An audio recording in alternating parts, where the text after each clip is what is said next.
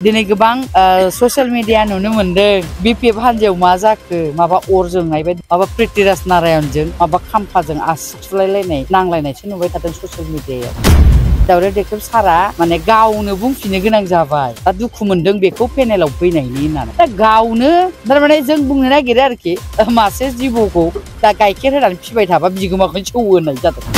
राजानि बंस'नि फिसा होननानै फिसौ फिसा होननानै बेखौ आदर खालामबाय बामखांलायनानै फिदिंबाय बिथांमोना दिनै आरो बेनो टिकेट होनायनि टिकेट होनो पेनेलाव फैनायनि बिथांमोना दुखु मोनबाय। बिथांमोननि खुगानिफ्रायनो फैदों हा नैबे बाथ्राखौ बर' जाथिनि थै गोनां इउटुबारफोर मा खालामनानै दं बेफोरखौ मानो बखिनो हायाखै? बिना गयारि प्रमद बर'खौ बखिनो हागौ, नाथाय नैबे जे जागासिनो बर'नि गेजेराव दावराव दावसि ट्राइबेल संघनि मानसियानो दिनै बखिनो गोनां जाबाय, गावनि पार्टिनि मानसियानो बुंनो गोनां जाबाय। बेफोरखौ मानो बुंनो हाया? बै अफ्रिमोनहा मानो बुंनो हाया? बाराबा बुंजाया, बिजामादै जायो अफ्रिया, आंनि बिजामादै खाथिनिनोखा नालाय।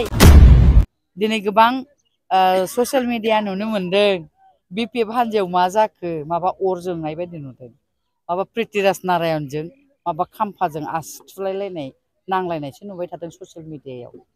दा आं बेखौ बुंनो नागिरदों बांद्राय माने बै समावनो जे जोंहा ट्राइबेल संघनि मानगोनां सार दावराव देख्रेब बिथांमोना जुदि प्रिटिराज नारायण देबखौ बर'नि फोलेरनि फिसा राजानि फिसा होननानै लाबोआमोनबा बिदि जानाय नङामोनदां, बिदि नांलायलायनाय सोदोबाबो फैनाय नङामोनदां होननानै आं सानदों।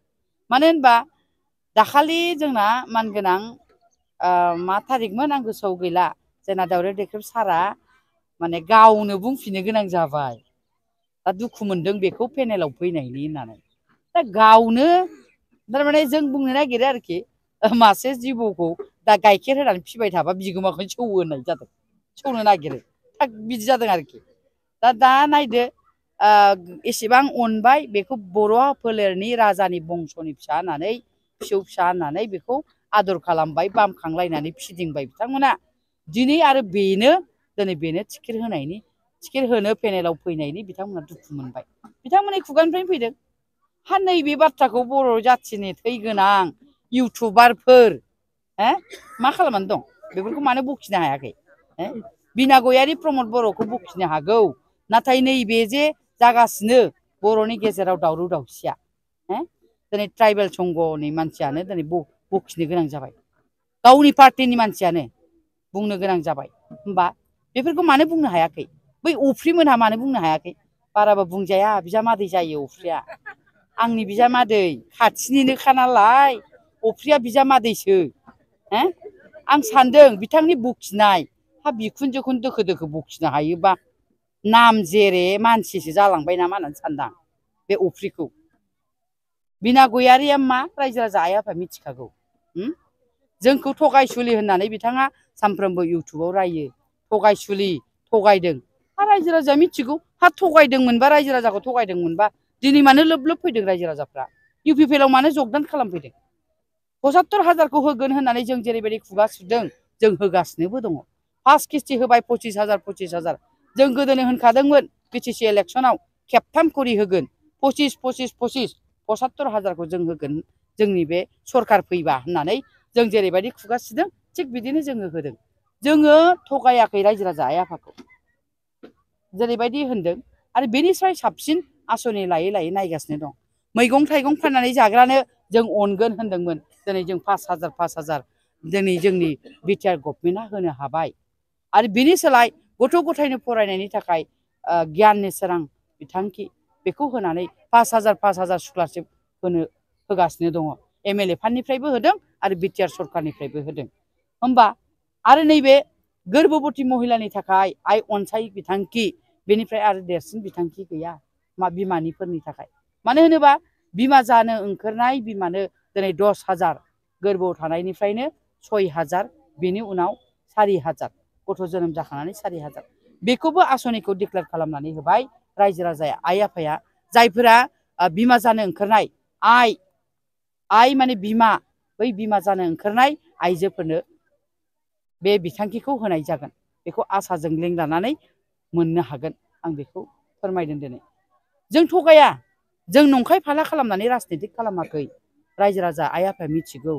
हाजारखि एमब्रा एमब्रा बुङा मानो अफ्रिया एमब्रा राया मानो रायजो राजाया मिथिखागौ दानि जुगाव जाम्बा जाम्बि गैला माने आं बुंनो नागिरदों आरो दोखो दोखो बिखुनजोखौ बखिनायनि बेहा फैसा मोनोना भिउआ बारायो नालाय बिखौ साबसिन जासिगोन थाखा फैसा मानो गारलाबायनो हा बेबो जोंजों फैबानो जासिगोन फैनानै आराम बावनो खौसे जानानै बिपिएफ इउपिपिएल बिजेपि माने जिएसपि गासिबो ज' जानानै जोंहा क'क्राझार समस्तिखौ बा लकसभा समस्तियाव देरहाहोनानै मोजां मोनसे नांगौबा बिटिसिआव बेलेग सेन्टार खालामनोबा आलादा खालामनोबा खालाम नङा होमबा आं बेखौसो होननो नागिरदों आरोखि माने बिथांमोनाबो फैनानै जाहाथे ज' जोंनि बे इउपिपिएलनि सायख'नाय बिजेपिनि सायख'नाय केन्डिडेटखौनो सापर्ट खालामनानै जयै देरहाहोयो आं बेखौ बिथांमोनसिम खावलायबाय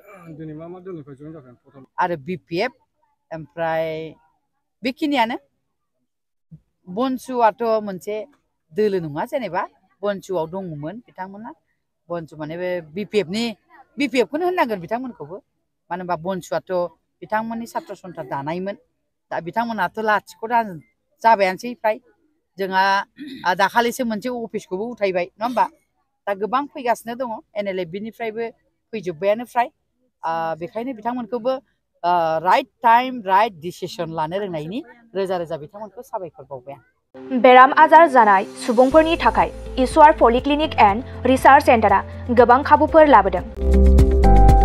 बे ईश्वर पलिक्लिनिक एन्ड रिसार्च सेन्टाराव गोबां बेराम जानाय सोखानो हाग्रा मोजां रोंगौथि गोनां डक्टरफोर दं।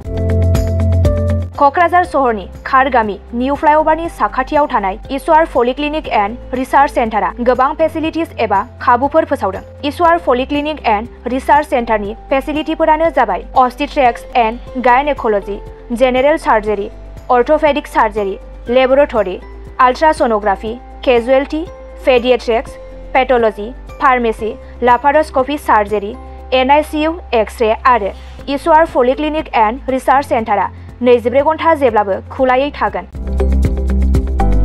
लांलाय लाबोलायनि एम्बुलेन्सआबो मोजाङै सार्भिस थागोन। निखावरि सुबुंफोरनो ईश्वर पलिक्लिनिक एन्ड रिसार्च सेन्टारा रेहाय होनाय जागोन आरो बेराम आजारफोरखौ बे ईश्वर पलिक्लिनिक एन्ड रिसार्च सेन्टाराव मोजाङैनो देहाखौ फाहामथाय लाफैनो हागोन। खम बेसेनाव जायखिजाया समावनो अपारेशन खालामनो हानाय जागोन। आबुङै खौरां लाहरनो थाखाय 9395024949 जानबुं नाम्बाराव खौरां लाहरनो हागोन आरो इमेल ishwarpoli30june@gmail.com आव जगाजग खालामनो हागोन। नमस्कार, मैं ईश्वर पलिक्लिनिक रिसार्च सेन्टारर सुपारिनटेन्डेन्ट डक्टर CK दैमारीয়ে কৈছো।